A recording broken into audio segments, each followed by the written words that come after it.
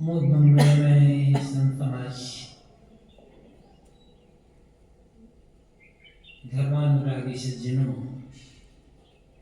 श्रद्धामूर्ति देवी,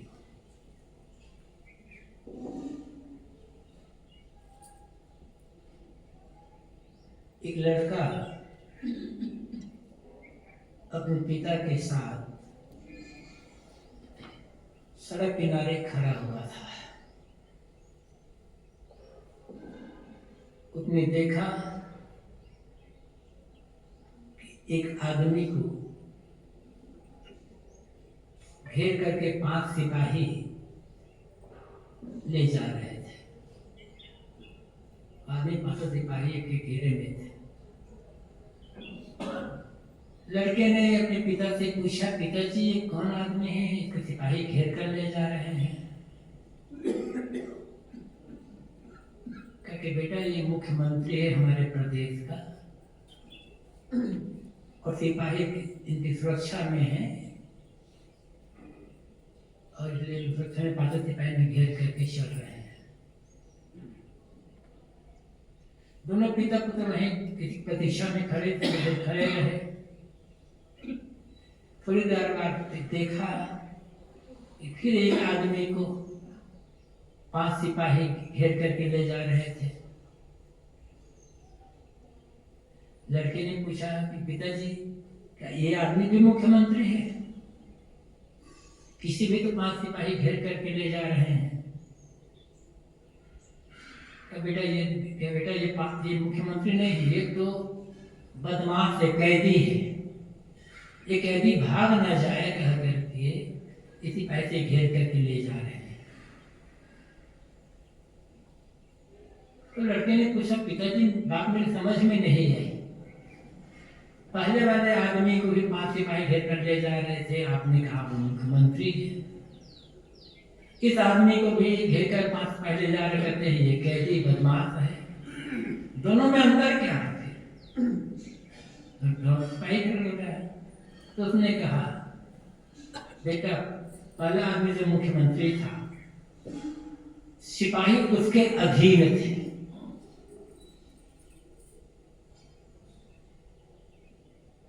और वो सिपाही उसकी आज्ञा पालन करते थे। जैसा वो कहेगा वो ढंग से सिपाहियों को करना पड़ता था। और ये आदमी ये सिपाहियों के अधीन है। इस जो कैदी है वो सिपाहियों का आर्डर नहीं दे सकता, क्योंकि सिपाही जैसा कहेंगे वैसे इसे करना पड़ेगा। भले 5 सिपाही तो वो मुख्यमंत्री गिरे हैं, 5 सिपाही कैदी भी गिरे, लेकिन अंतर यह है जिसके अधीन में सिपाही हो वो मुख्यमंत्री और जो सिपाहियों के अधीन हो वो कैदी। एक उदाहरण है समझने के लिए। हम सबको, हर आदमी को 5 सिपाही मिले हुए हैं। उन सिपाहियों को हम चला रहे हैं या सिपाही हमको चला रहे हैं, ये सोचने की बात है। आंख, नाक, कान, जीभ, त्वचा, ये 5 ज्ञानेंद्रियां हैं। इस 5 सिपाही हैं। इनको अपने बस में करे वो राजा, और जो इन इंद्रियों के बस में है वो कैदी। अब सोचना यह है कि हम राजा है या कैदी है। जब तक जीवन है तब तक ये 5 सिपाही रहेंगे। इनसे हम इनसे घिरे ही रहेंगे। जीवन पर्यंत 5 ज्ञानेंद्रियों का प्रयोग करना पड़ेगा। और 5 ज्ञानेंद्रियों के जो 5 विषय हैं, शब्द, स्पर्श, रूप, रस, गंध, उनका भी ग्रहण करना होगा।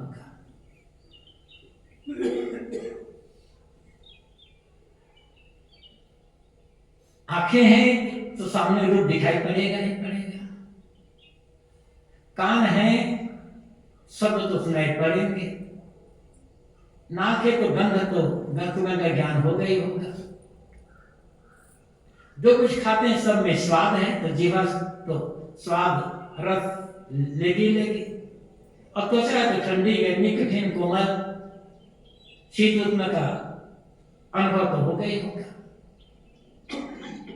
जीवन पर्यंत इन पांचों विषयों से हम बच कहां सकते हैं? ज्ञानी हो अज्ञानी हो, जीवन पर्यंत सभी को पांचों ज्ञानेंद्रियों से काम लेना होता है और पांचों विषयों को ग्रहण करना होता है। लेकिन फर्क कहां है? फर्क इस पर है, जो इन पांचों ज्ञानेंद्रियों का उपयोग जीवन निर्वाह के लिए और सेवा के लिए करते हैं, इन इंद्रियों पर संयम होता है। हम और आप होते हैं, वहां संत गुरुजनों की वाणी हमें आपके आलोकित करती है। आइए, और जो संत सम्राट सदगुरु कबीर साहब और इन विषयों का ग्रहण आसक्ति मानव समाज के, जन समाज के लेने के लिए करते हैं, वो मसीहा रहे जिनकी वाणी एक चरवाही से लेकर और मेहनत तक पहुंचती है, आज भी पहुंच रही। ज्ञानी प्रयोग करते हैं केवल जीवन निर्वाह के लिए, अज्ञानी प्रयोग करते हैं आसक्तिवश, सुख मान करके।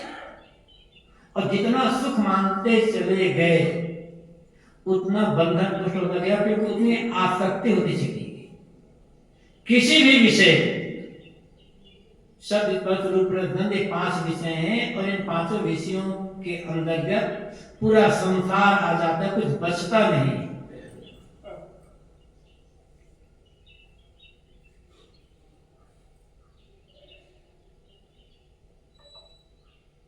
और मजबूरी है, अब दृष्टि पर निर्भर करता है कि दृष्टि हमारी कैसी है। ज्ञानी से ज्ञानी को भी प्रयोग करना पड़ेगा, किंतु संयम पूर्वक प्रयोग करें। संयम का अर्थ क्या है? संयम में कहीं भी आसक्ति नहीं बनती, संयम में तो आसक्ति टूटती है। संयम का अर्थ ही है आसक्ति को तोड़ना, और संयम करता है इन इंद्रियों के जो गलत विषय हैं, इंद्रियों से ऐसे विषयों का ग्रहण करना जिससे मन में चंचलता हो, उत्तेजना हो, तृष्णा बढ़े, आसक्ति बढ़े, इस ढंग का प्रयोग करना छोड़ना पड़ेगा। और इसे जीवन निर्वाह है, उधर प्रयोग करना पड़ेगा। मतलब गलत देखना, गलत सुनना, गलत बोलना, छूना, गलत स्वाद लेना, गलत धन ग्रहण करना, इनका जो गलत है इनका त्याग करना पड़ेगा। संयमित। और जब 5 विषयों का ग्रहण करना शुद्ध हो जाता है, संयमित, तब शुद्धता पूर्वक प्रयोग करते हुए इसी जीवन में मन की सारी ग्रंथियां खुल जाती, सारे बंधन टूट जाते हैं और जीव का कल्याण हो जाता है।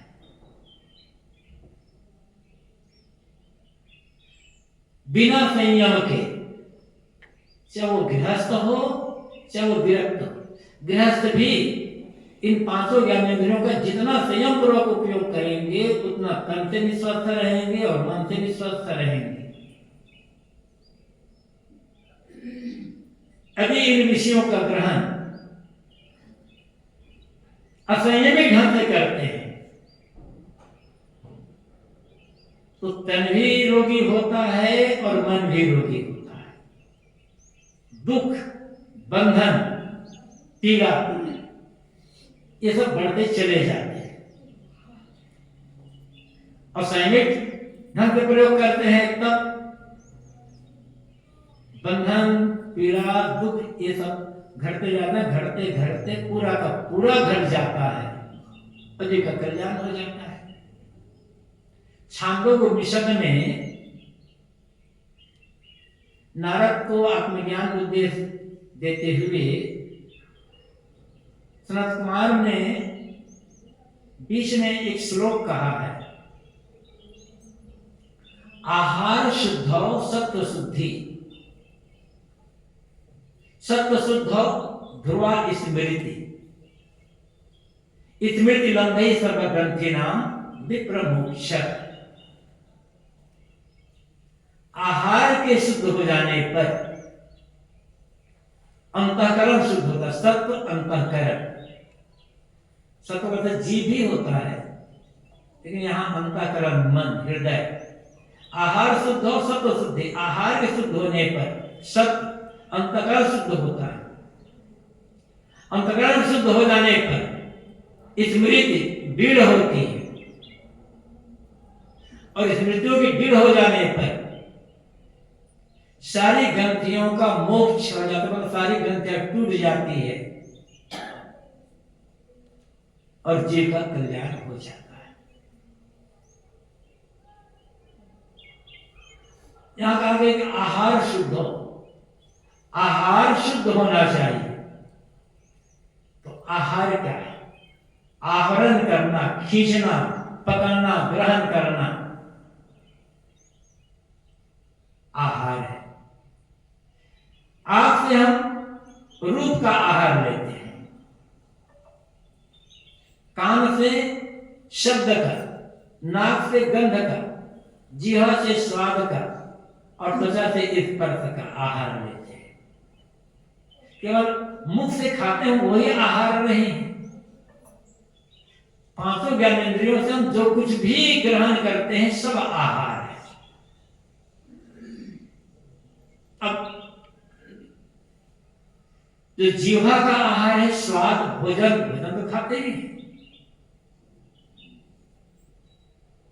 जीवा स्वाद पर हमने संयम तो किया, तली भुनी मिर्च मसाला चीजें खाते, जो खाते सात्विक सुपाच्य संतुलित खाते हैं, उतना खाते हैं जितने से शरीर का निर्वाह हो जाए, शरीर जीवित रहे। यहां पर तो हमने संयम किया, लेकिन आंखों पर संयम नहीं किया। लज्जा दृष्टि से युवक युवतियों को देख रहे हैं, लज्जा दृष्टि से तमाम ऐसे जो विकारी दृश्य हैं उनको देख रहे हैं, तो आहार संयम, जीवा का संयम काम नहीं आ पाएगा।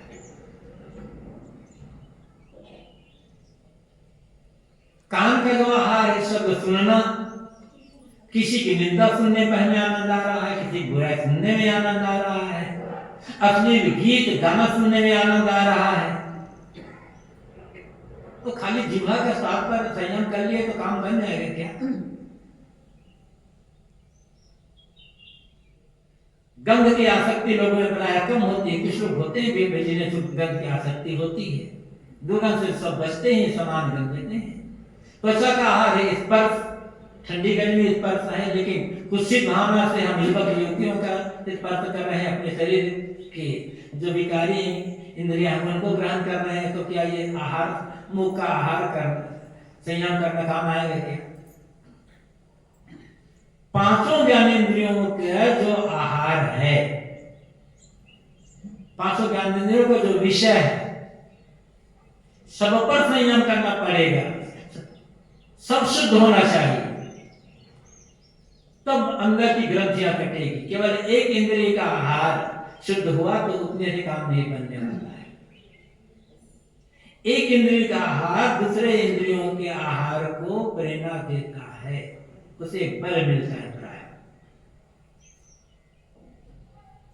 पहले हम जीवा का ही आहार ले लें, वो तो क्योंकि भोजन खाना मजबूरी है हमारी, उसके बिना हम जीवित रहेंगे ही नहीं। और कुछ मिले या ना मिले, कपड़ा ना मिले तो भी जीवित रहेंगे, मकान ना मिले तो भी जीवित रहेंगे, लेकिन बिना भोजन के जीवित रहेंगे नहीं।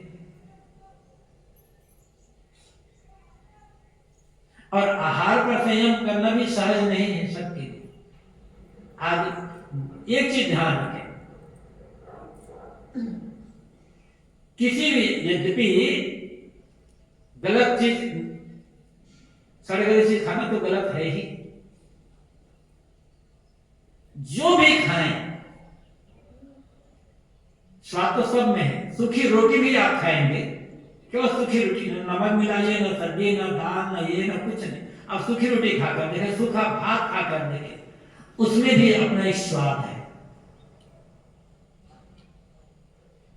किसी चीज का बराबर बराबर आप प्रयोग करते रहे, खाते रहे, उसमें अकेले से तो भी स्वाद आ जाएगा।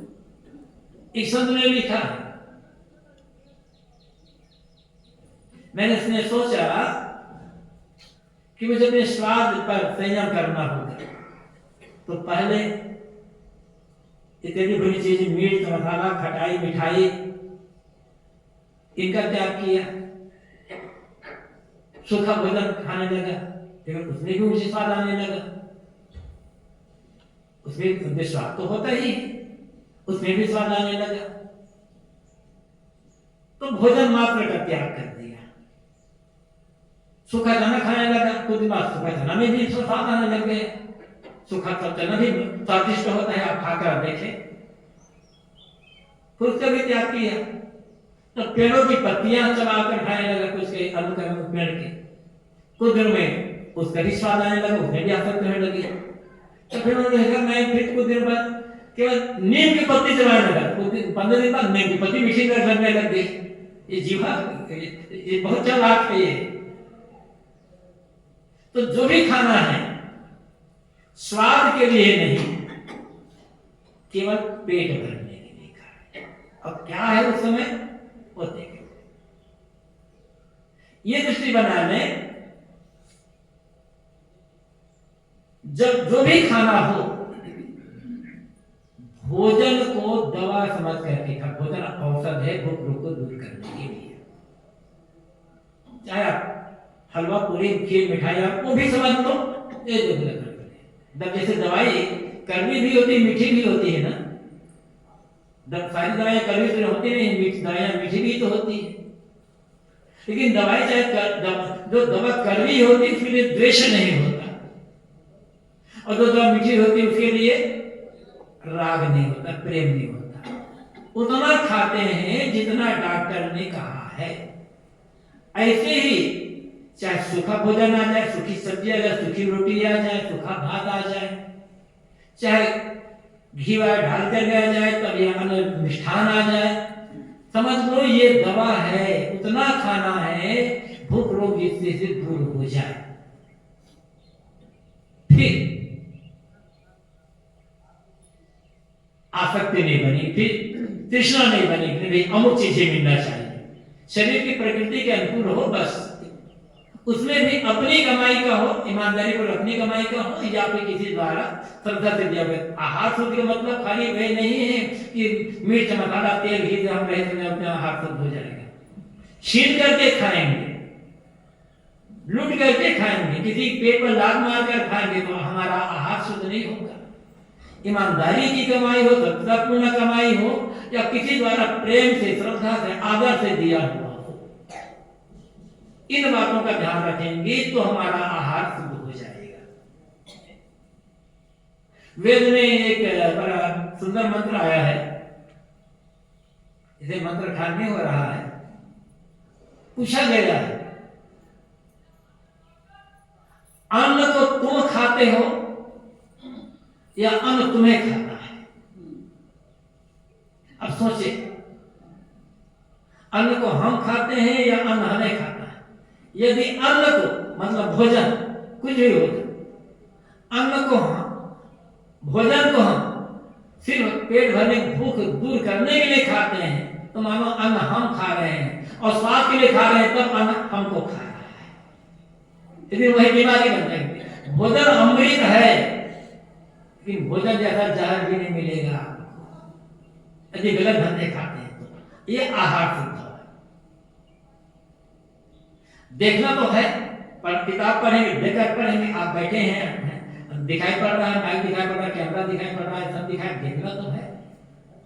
लेकिन देख रहे हैं, किसी युवक भी दिखाई पड़ेगा, युवती भी दिखाई पड़ेगी, अनेक तमाम चीज दिखाई पड़ेंगे, अनेक आकर्षक दृश्य दिखाई पड़ेंगे।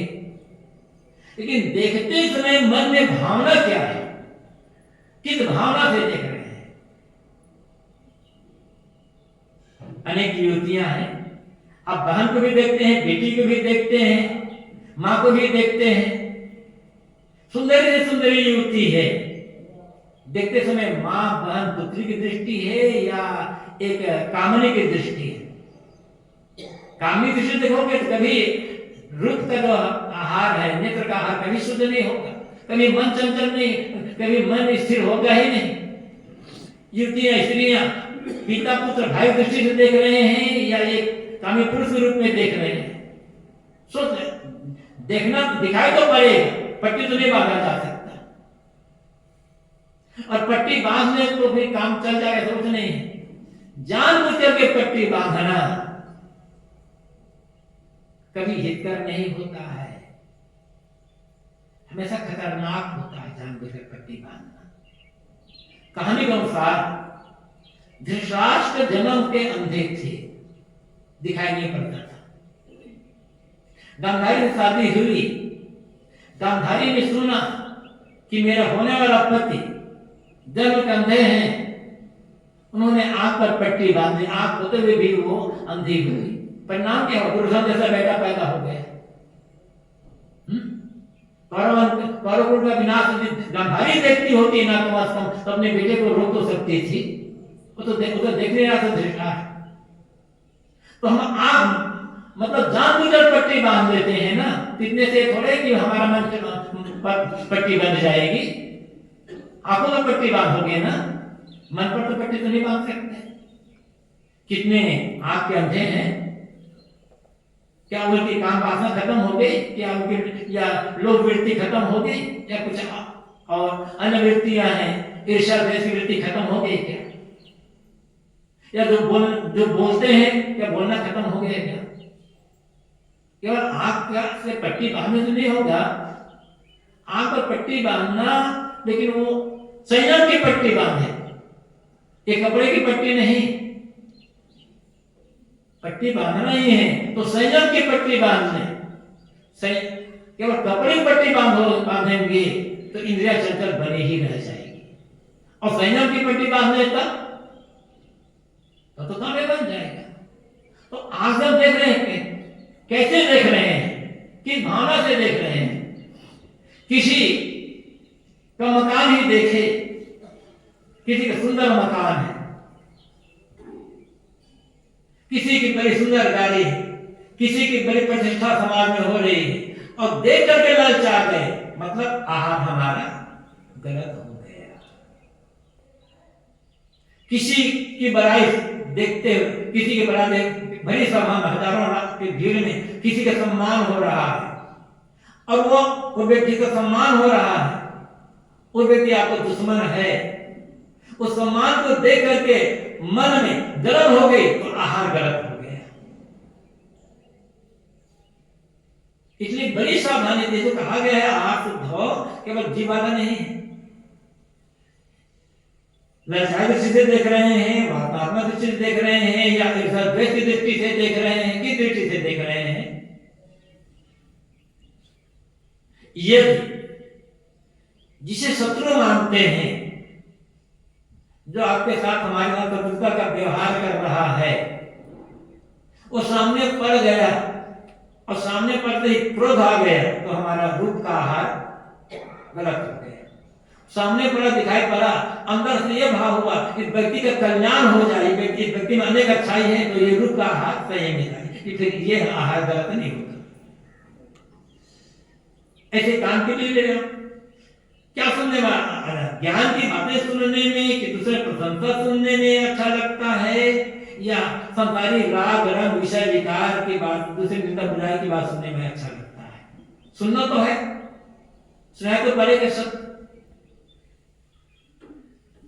क्या सुनते हैं? शब्द नहीं होता,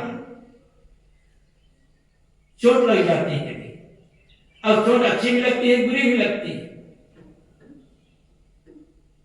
एक सज्जन, रिटायर्ड सज्जन, शाम का समय सड़क होकर घूमने जा रहे थे, एक मकान के पास से गुजरे, बस एक गुजर रहे थे, अंदर से एक माँ अपनी बेटी को डांट रही थी क्योंकि शाम अंधेरा होने लगा था, डांट रही थी, बेहूदी कहेगी, संध्या हो गई है, अंधेरा हो गया है, अभी तक तूने दीपक नहीं जलाया।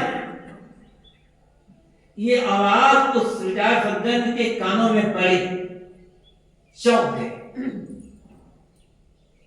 रुक गए। वो तो देव जाने में लेकर आ रहे थे, वो कह रही थी वो मां अपनी बेटी को, ये सज्जन रुके, चोट लगी, अरे मेरे जीवन का समझे, मेरे जीवन समझा हो गया, अपने आकर मैंने भक्ति ज्ञान कर दिया ही नहीं जलाया, ये सुनना उसके लिए कल्याण हो गया ना आहार। तो ऐसा आहार हमारा होना चाहिए, जो भी सुने एक अच्छी प्रेरणा मिले, एक आत्म जागृति, विवेक जागृति हो, तो ये आहार सिद्ध होता है। सुनना तो है, लेकिन जो भी सुनना है एक अच्छी प्रेरणा लेने हम उसे सोचे, उस सुनने से हमारा मन चंचल हो रहा है कि मन में स्थिरता आ रही है, कल्याण की प्रेरणा मिल रही है, या रागराग की प्रेरणा मिल रही है। ये देखना, रागराग की प्रेरणा मिल रही है, देखभाल की प्रेरणा मिल रही है, तो यह आहार गलत है। ऐसे आहार से ऐसी बातें सुनना ही नहीं है, वो सुनना है जो व्यवहार के लिए उपयोगी हो, और जिस सुनने से अच्छी प्रेरणा लगे, जिस सुनने से मन को संयम करने के, मन को निर्विकार बनाने के, मन को अंतर्मुख बनाने की प्रेरणा मिले, ये क्या होता है, कान का आहार शुद्ध होना, तब हम मालिक बन गए। और यदि प्रेरणा गलत मिली तब हम गुलाम बन गए। ऐसे आप सबके ले लिए, तो इंद्रियां तो सबको मिली हुई है, ये पांचों ज्ञान इंद्रियां हर आदमी को मिली है, उपयोग हम कैसे कर रहे हैं? उन इंद्रियों का प्रयोग करके एक आदमी अपने कल्याण का काम कर लेता है, और उन्हें प्रयोग करके हम बंधन बना लेते हैं। कहीं भी हो, कहीं भी हो, मालिक बन करके जीना ये मनुष्यता है, क्योंकि हम मनुष्य हैं ना। जानवरों को आंख मिली है, कान मिले हैं, मुख मिले हैं, उनके पास भी गंध है, उनके पास भी त्वचा है, लेकिन वो अपने प्राकृतिक भाव में जीते हैं। उन्होंने किसी जानवर पर जाकर चाहो कि कितनी निंदा करो और ना उसकी कितनी प्रशंसा करो, उसे कोई फर्क नहीं पड़ता। जानवर देखते हैं केवल अपने व्यवहार के लिए देख लेते हैं, खाते हैं पेट भरने के, स्वाद के लिए नहीं खाते जानवर। हम मनुष्य हैं, हमारे पास मन की शक्ति है, मन भी एक इंद्रिय ही है। वैसे आंख, नाक, कान, जीभ, त्वचा ये बाह्य इंद्रिय है, ये बाहर की ओर खुली हुई है। तो जितने बाहर की ओर खुलते हैं, बाहर विषयों को ग्रहण, एक तो होता है, मैंने कहा कि एक होता है विवाह के लिए, होता है आसक्ति के लिए।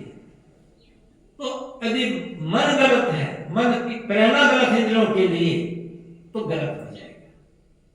जो कहा गया है, परांच खानी वेदन स्वयंभूष तस्मात् परां पश्यत अनंतरात्मन कश्चित् धीरः प्रत्यगात्मान मीक्षत आवृत चक्षु अमृतत्वमिच्छन्। स्वयंभू प्रकृति ने इंद्रियों को बाहर की ओर खोली है। आंखें बाहर देखती है, कान बाहर सुनते हैं, नाक बाहर को गंध ग्रहण करती है, जीवा बाहर से स्वाद लेती है, त्वचा बाहर से स्पर्श लेती है। तस्मात् परां पश्यत, इसलिए इंद्रियां बाहर की ओर खुली हुई है, बाहर की ओर देखती है, ना अंतरात्मा, आत्मा को नहीं देखती। आत्माभिमुख नहीं इंद्रियां, विषयोन्मुख है।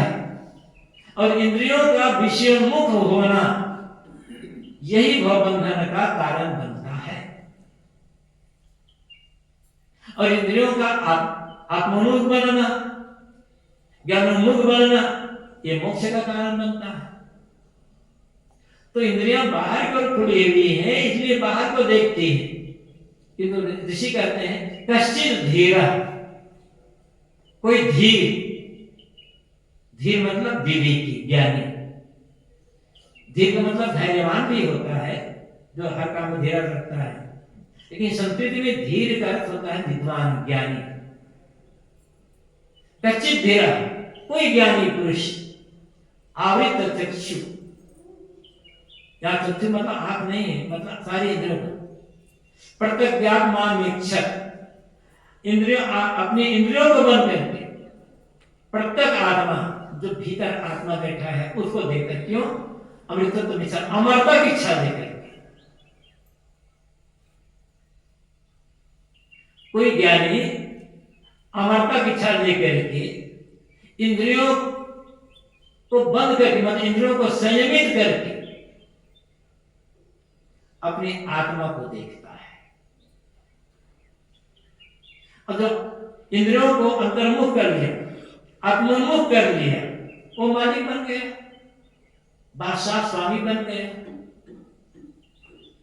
और ऐसा कोई व्यक्ति कर सकता है, हर आदमी में ये क्षमता है, और क्षमता होने के साथ साथ हर आदमी इसके लिए स्वतंत्र है।